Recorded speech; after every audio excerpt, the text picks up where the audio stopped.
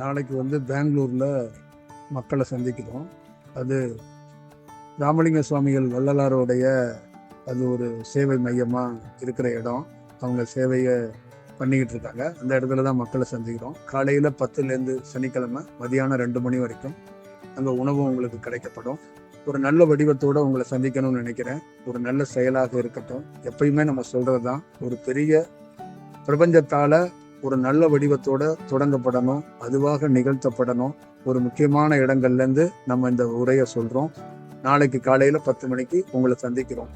அதே மாதிரி ஞாயிற்றுக்கிழமை அன்னைக்கு காலையில் 11 மணிலேருந்து 4 மணி வரைக்கும் ராமகிருஷ்ணருடைய அந்த சாரதா தேவியோடைய ஸ்கூல் சொல்லக்கூடிய அங்கே பாண்டி பஜாரில் இருக்கிற டி நகரில் சென்னையில் சந்திக்கிறோம். காலையில் ஞாயிற்றுக்கிழமை 11லேருந்து 4 மணி வரைக்கும் உங்களோட தான் நம்ம ஒரு பயணத்தை மேற்கொள்ள போகிறோம். ஒரு நல்ல மக்கள் சந்திப்பாக இருக்கட்டும்.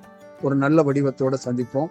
பக்தியாக மூட நம்பிக்கையாக போயிடாமல் ஞானமாக யதார்த்தமாக இயல்பாக மாறுறதுக்கான ஒரு நல்ல வடிவத்தை பார்த்துக்குவோம். நம்ம அந்த கழுத்தில் அணிஞ்சிருக்கிற மாலையெல்லாம் இயல்பாக பிரபஞ்சத்திலேருந்து கிடைக்கப்பட்டது. இதில் பக்தி என்று நீங்கள் நினச்சிடாதீங்க. எல்லாமே இயல்பாக நடக்கப்படுறதுதான். நல்ல செயலாக இருக்கு.